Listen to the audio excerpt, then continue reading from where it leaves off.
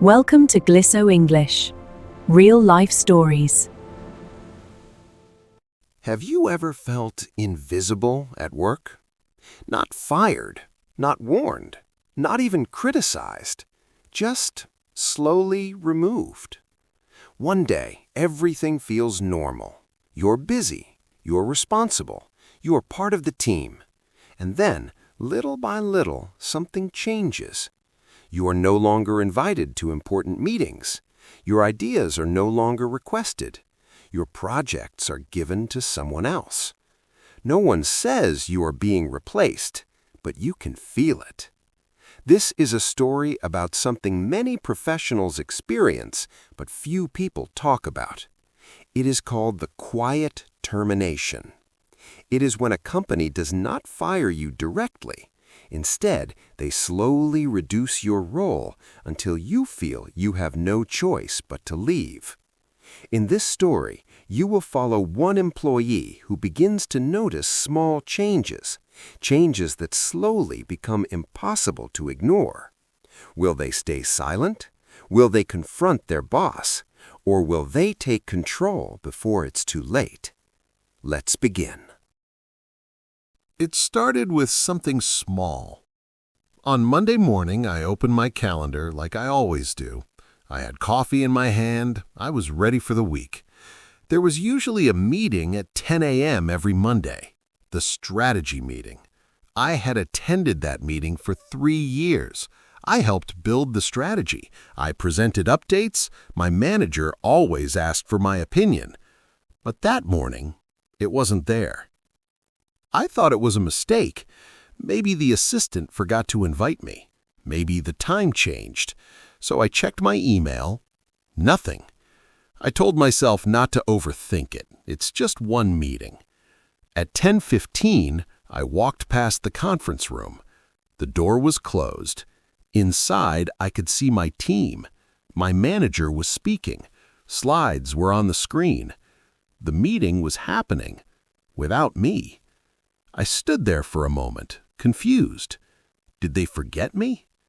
I went back to my desk and opened the shared folder. The presentation file was already uploaded.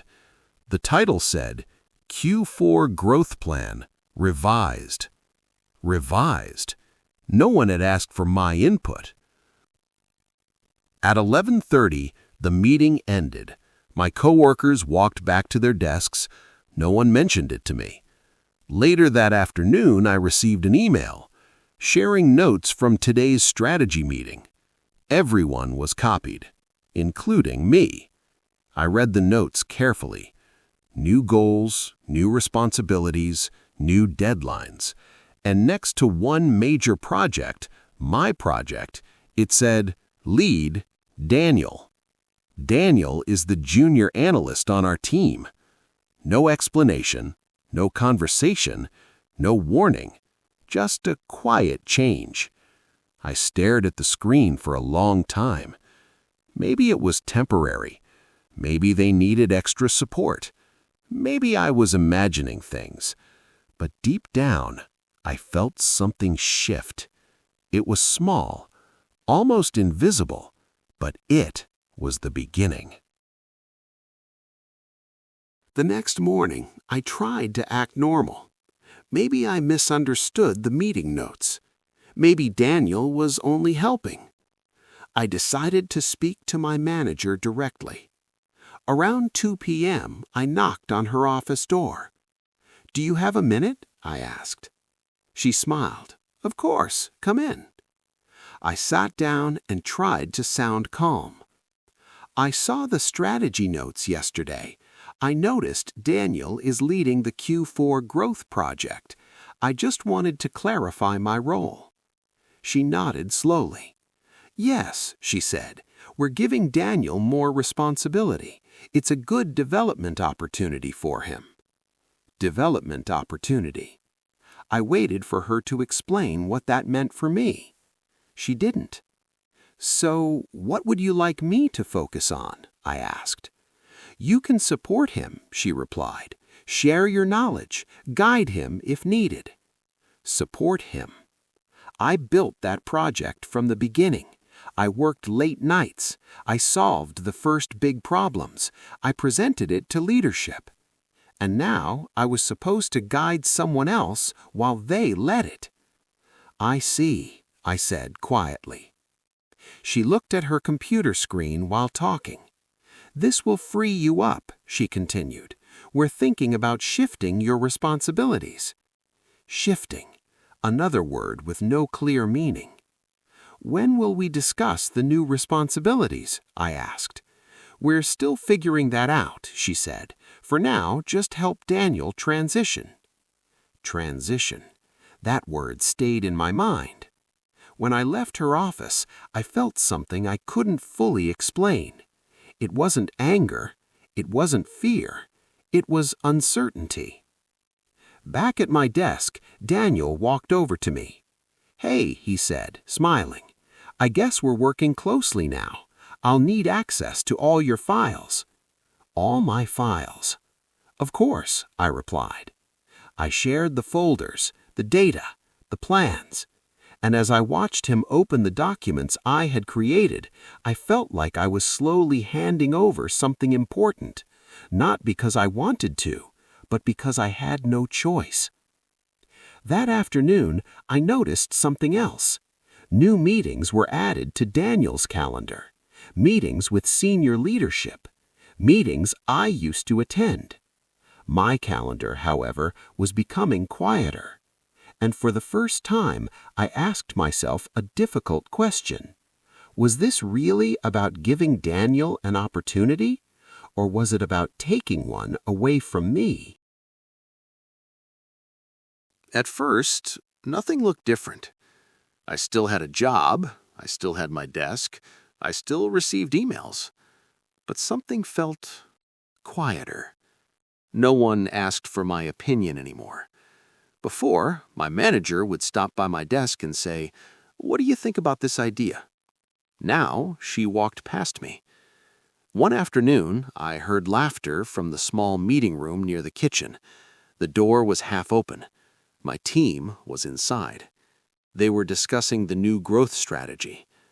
I wasn't invited. Later, one of my coworkers said casually, "Oh, we just had a quick brainstorm session." A quick brainstorm session. No one thought to include me. I tried to stay professional. I told myself not to react emotionally. Maybe they assumed I was busy. Maybe it wasn't important. But then it happened again. And again. Small meetings, quick discussions, last-minute decisions. All without me. When I joined conversations, people became careful. Their tone changed. "Oh, we were just talking about timelines," someone would say quickly. Or, "It's nothing finalized yet." Nothing finalized. But I was no longer part of the process. Even emails felt different. Before, I was included at the beginning of discussions. Now, I was added at the end, after decisions were made. One evening, I stayed late to finish a report. As I packed my bag, I looked around the office. Everyone seemed comfortable, normal. No one was openly hostile. No one was rude. In fact, everyone was polite. Too polite. And that's when I understood something important. Exclusion doesn't always look dramatic. Sometimes it looks like silence. Sometimes it looks like smiles. Sometimes it looks like being treated the same while slowly being removed. I was still employed, but I was no longer involved, and the space between those two things was starting to grow.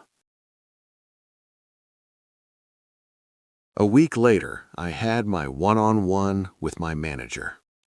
I walked into her office, trying to sound confident.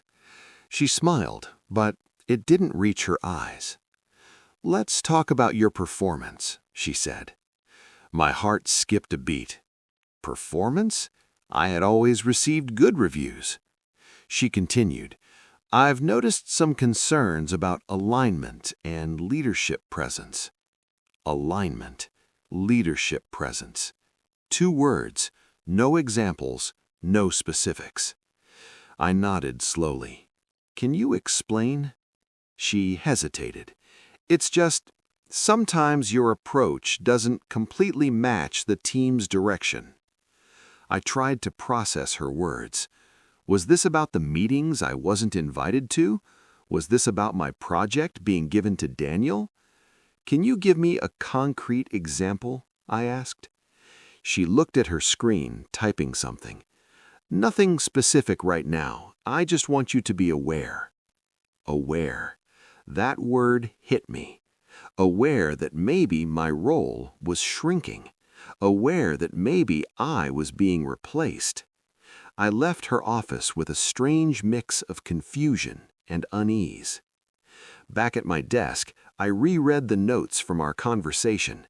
No clear criticism, no actionable advice, just vague words, concerns, alignment, presence, awareness. I realized something. This was the first time my manager had framed my work in a narrative that could justify removing me. Not in public, not as a confrontation, but quietly, step by step, she was preparing the story that could explain why I no longer had the projects, the meetings, or the visibility. I had become part of a quiet performance narrative, and I hadn't even seen it coming. A few days later, something happened that hit me hard. Daniel, the junior analyst, was presenting my project, the Q4 growth project. The one I had built from scratch was now his. I watched from my desk as he stood in the meeting room, slides on the screen, charts I had created, plans I had written, and my manager nodded approvingly. "Great work, Daniel," she said. "This fresh vision is exactly what we need." Fresh vision. I felt a tight knot in my stomach. I had stayed late nights. I had solved the first big problems. I had taken the risk when no one else would. And now it was being praised as his work. After the meeting, my manager walked past my desk. "Daniel is doing a great job leading this," she said, casually. I nodded. "Of course," I replied, my voice quiet. Inside, I felt invisible. Later that day, I checked my emails. Daniel had received messages from leadership asking questions I used to answer. I used to be the expert. Now, I was a spectator. And that was the moment I realized it clearly. I was being pushed out. Not suddenly, not with anger, not with words, but quietly, slowly. And the hardest part? I still didn't know what I could do about it. A few days after Daniel's presentation, I started to notice something else. HR sent an unexpected email. "Hello, we'd like to schedule a check-in to discuss your career path and goals," it said. Career path. Goals. I knew HR emails like this could mean many things, but I had a feeling. I started to take notes. Every meeting I missed, every project that was reassigned, every email where my input was ignored. I printed documents, I copied emails, I organized everything in a folder on my computer. It became my paper trail. At first, it felt strange, almost paranoid. But as I looked at the evidence, I realized the pattern was clear. Meetings taken, projects reassigned, opportunities given to others. And the messages from my manager? Vague and carefully worded. This wasn't random. This was a quiet termination. They were slowly removing me from my role, step by step, while keeping appearances polite. I stared at my growing folder of notes. I knew one thing for sure. If this continued, no one would remember my contributions. And if I didn't act soon, I would have no choice. I couldn't wait for a mistake or a crisis to confront my manager. I had to prepare. And that meant being ready. Ready for a conversation, ready for the truth, ready to protect my career. The quiet termination was real, and now I was taking my first step to fight it. After I created my paper trail, I knew what I had to do next. I could not wait any longer. I needed a plan. I started by reviewing everything carefully. All my performance reviews, all the emails where my work was praised, all the reports I had completed on time and on budget. I even noted small achievements, things my manager may have forgotten. Then I thought about what I would say. Not angry, not emotional, calm and clear. I wanted to ask one simple question. Am I being replaced? I practiced in front of a mirror. I rehearsed my words. I imagined her response. I imagined my own response. I also thought about timing. I could confront her in the middle of a busy week when she might dismiss me, or I could choose a quiet moment when she would have to listen. I decided on the latter. I made a list. 1. Present facts clearly. 2. Stay calm and professional. 3. Ask for clarity about my role. 4. Listen carefully, but do not react impulsively. It felt strange to plan a confrontation. I did not want a fight. I wanted truth, and I wanted to take control before it was too late. For the first time in weeks, I felt a spark of confidence. I was no longer just a spectator. I was preparing to step into the room with purpose.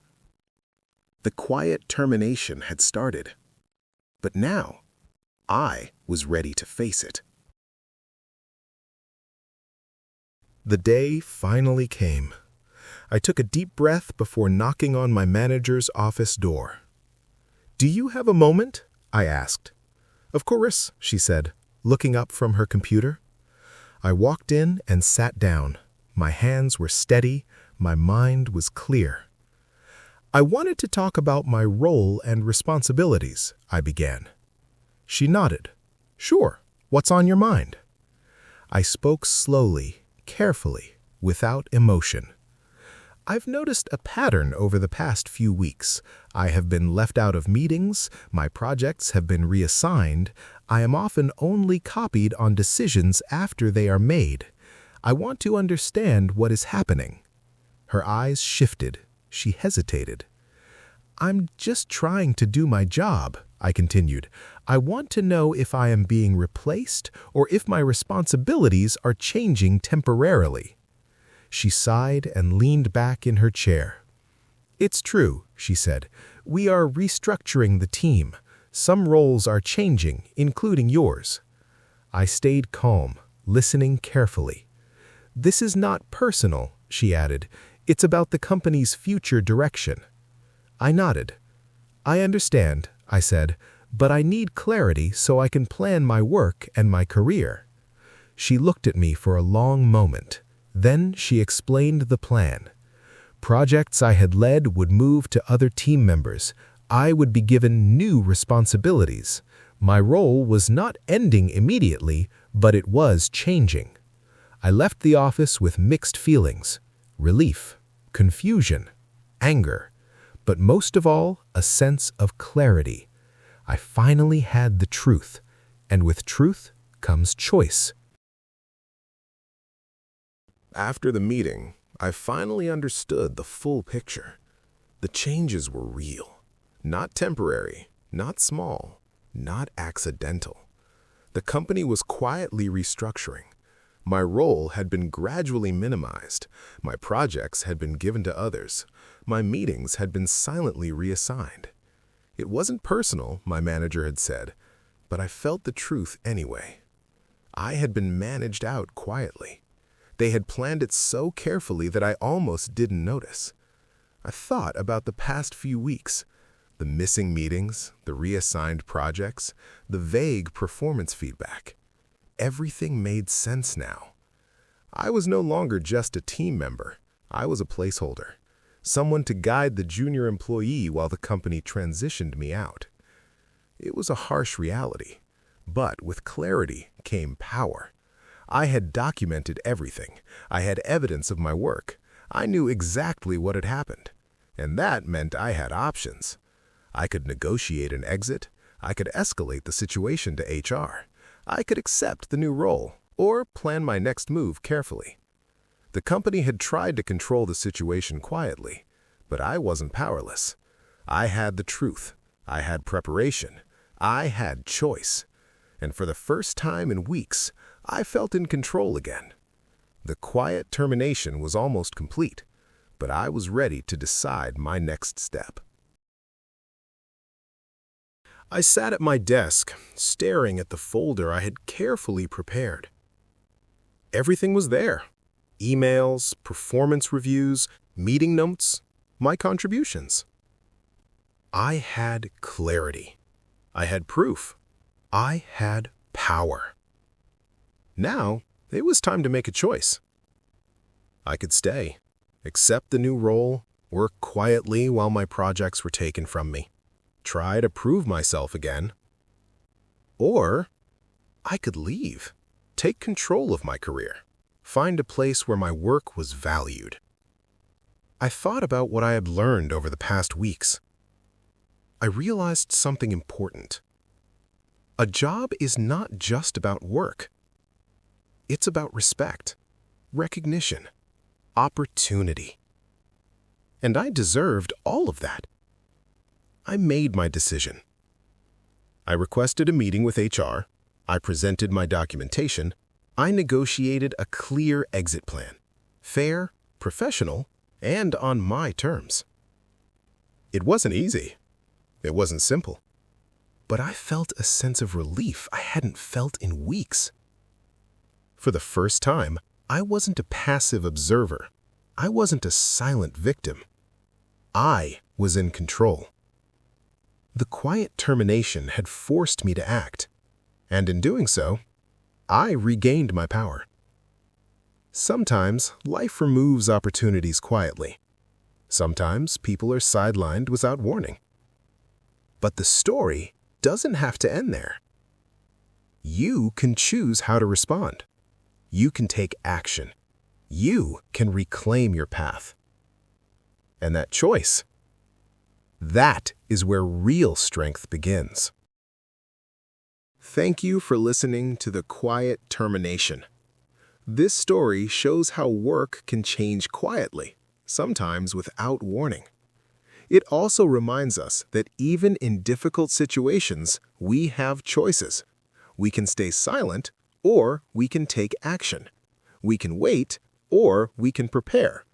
We can feel powerless, or we can regain control. Remember, your work is valuable. Your effort matters, and you always have the power to make decisions that protect your career and your future. If you enjoyed this story, listen carefully to the words and sentences. Try repeating them to practice English. Every story is a chance to learn, both about life and about language. Thank you for learning with us today.